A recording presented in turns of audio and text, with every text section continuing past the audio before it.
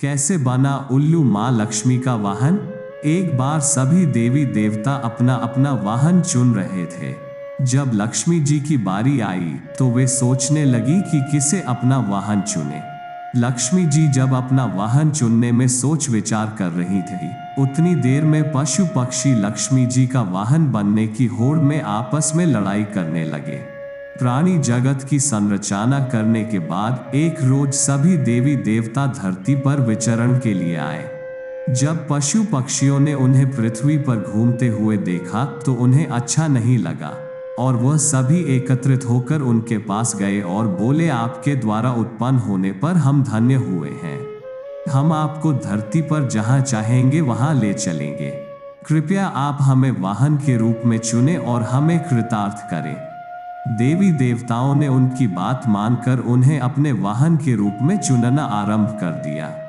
जब लक्ष्मी जी की बारी आई तब वो असमंजस में पड़ गई किस पशु पक्षी को अपना वाहन चुने। इस बीच पशु पक्षियों में भी होड़ लग गई कि वह लक्ष्मी जी के वाहन बने। इधर लक्ष्मी जी सोच विचार कर ही रही थी, तब तक पशु पक्षियों में लड़ाई होने लगी गई। इस पर लक्ष्मी जी ने उन्हें चुप कराया और कहा कि प्रत्येक वर्ष कार्तिक अमावस्या के दिन मैं पृथ्वी पर विचरण करने आती हूँ। उस दिन मैं आप में से किसी एक को अपना वाहन बनाऊंगी। कार्तिक अमावस्या के रोज सभी पशु पक्षी आंखें बिछाए लक्ष्मी जी की राह निहारने लगे। रात्रि के समय जैसे ही लक्ष्मी जी धरती पर पधारी, उल्लू ने अंधेरे में अपनी तेज नजरों से उन्हें देखा और तीव्र गति से उनके समीप पहुंच गया और उनसे प्रार्थना करने लगा कि आप मुझे अपना वाहन स्वीकारें। लक्ष्मी जी ने चारों ओर देखा, उन्हें कोई भी पशु या पक्षी वहां नजर नहीं आया, तो उन्होंने उल्लू को अपना वाहन स्वीकार कर लिया। तभी से उन्हें उल्लूक वाहिनी कहा जाता है। भारतीय संस्कृति में उल्लू का महत्व। भारतीय सांस्कृतिक उल्लू को बहुत महत्व दिया जाता है क्योंकि यह पक्षी मां लक्ष्मी जी का वाहन है। उल्लू को किसी भी धर्म ग्रंथ में मूर्ख नहीं माना गया है, यानी उल्लू उल्लू नहीं है। लिंग पुराण में कहा गया है कि नारद मुनि ने मानसरोवर वासी उल्लू से संगीत शिक्षा ग्रहण करने के लिए उपदेश लिया था। इस उल्लू की हु सांगीतिक स्वरों में निकलती थी। उल्लू को भारतीय संस्कृति में शुभता और धन संपत्ति का प्रतीक माना जाता है। हालांकि अधिकतर लोग इससे डरते हैं। इस डर के कारण ही इसे अशुभ भी माना जाता है। अधिकतर यह माना जाता है कि यह तांत्रिक विद्या के लिए कार्य करता है। उल्लू के बारे में देश विदेश में कई तरह की विचित्र धारणाएं फैली हुई है। वाल्मीकि रामायण में उल्लू को मूर्ख के स्थान पर अत्यंत चतुर कहा गया। भगवान श्री राम जब रावण को मारने में सफल नहीं हो पाते, उसी समय उनके पास रावण का भाई विभीषण आता है। तब सुग्रीव राम से कहते हैं कि उन्हें शत्रु की उल्लू चतुराई से बचकर रहना चाहिए। ऋषियों ने गहरे अवलोकन तथा समझ के बाद ही उल्लू को श्री लक्ष्मी का वाहन बताया था। उन्हें मालूम था कि पाश्चात्य संस्कृति में भी उल्लू को विवेकशील माना है। तंत्र शास्त्र अनुसार जब लक्ष्मी एकांत, सूने स्थान, अंधेरे, खंडहर, पाताल लोक आदि स्थानों पर जाती हैं, तब वह उल्लू पर सवार होती हैं। तब उन्हें उल्लू वाहिनी कहा जाता है।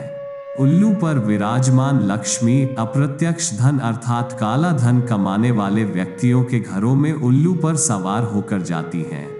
महालक्ष्मी जी मूलतः शुक्र ग्रह की अधिष्ठात्री देवी हैं तथा लक्ष्मी जी की हर सवारी गरुड़, हाथी, सिंह और उल्लू सभी राहु घर को संबोधित करते हैं। कालपुरुष सिद्धांत के अनुसार शुक्र धन और वैभव के देवता हैं और व्यक्ति की कुंडली में शुक्र धन और दाम्पत्य के स्वामी है। कालपुरुष सिद्धांत के अनुसार राहु को पाताल का स्थान प्राप्त है तथा कुंडली में राहु का पक्का घर छठा स्थान होता है और राहु को कुंडली के भाव नंबर 8वें, 3 और 6 में श्रेष्ठ स्थान में माना गया है। कुंडली में काला धन अथवा छुपा हुआ धन 6 और 8वें भाव से दिखता है। उल्लू भी होते हैं चमत्कारी। तंत्र शास्त्र के अनुसार लक्ष्मी वाहन उल्लू रहस्यमय शक्तियों का स्वामी है। प्राचीन ग्रीक में उल्लू को सौभाग्य और धन का सूचक माना जाता था। यूरोप में उल्लू को काले जादू का प्रतीक माना जाता है। भारत में उल्लू का तंत्र सर्वाधिक प्रचलित है।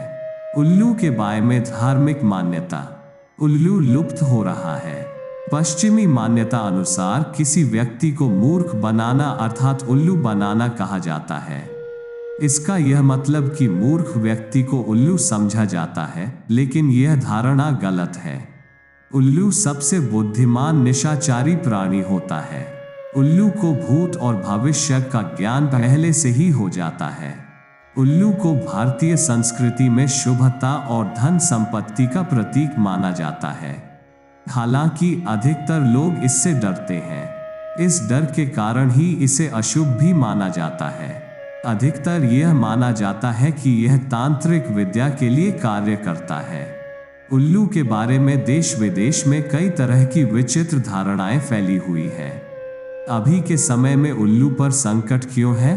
अधिक संपन्न होने के चक्कर में लोग दुर्लभ प्रजाति के उल्लुओं के नाखून, पंख आदि को लेकर तांत्रिकी कार्य करते हैं। कुछ लोग तो इसकी दीपावली की रात को बलि भी चढ़ाते हैं, जिसके कारण इस पक्षी पर संकट गहरा गया है। हालांकि ऐसे करने से रही सही लक्ष्मी भी चली जाती है और आदमी पहले से अधिक गहरे संकट में फंस जाता है। रहस्यमयी प्राणी उल्लू। जब पूरी दुनिया सो रही होती है तब यह जागता है। यह अपनी गर्दन को 170 अंश तक घुमा लेता है। यह रात्रि में उड़ते समय पंख की आवाज नहीं निकालता है और इसकी आंखें कभी नहीं झपकती है। उल्लू का हु उच्चारण एक मंत्र है। उल्लू में 5 प्रमुख गुण होते हैं। पहला, उल्लू की दृष्टि तेज होती है। दूसरा गुण, उसकी नीरव उड़ान। तीसरा गुण, शीत ऋतु में भी उड़ने की क्षमता। चौथी उसकी योग्यता है उसकी विशिष्ट श्रवण शक्ति। पांचवी योग्यता, अति धीमे उड़ने की भी योग्यता। उल्लू के ऐसे ऐसे गुण हैं जो अन्य किसी पक्षियों में नहीं है। उसकी इसी योग्यता को देखकर अब वैज्ञानिक इसी तरह के विमान बनाने में लगे हैं। उल्लू एक ऐसा पक्षी है जो किसानों के लिए अच्छा साबित हो सकता है। इसके होने के कारण खेत में चूहे, सांप, बिच्छी आदि नहीं आ सकते। इसके अलावा छोटे मोटे कीड़े के लिए उल्लू एक दमनकारी पक्षी है।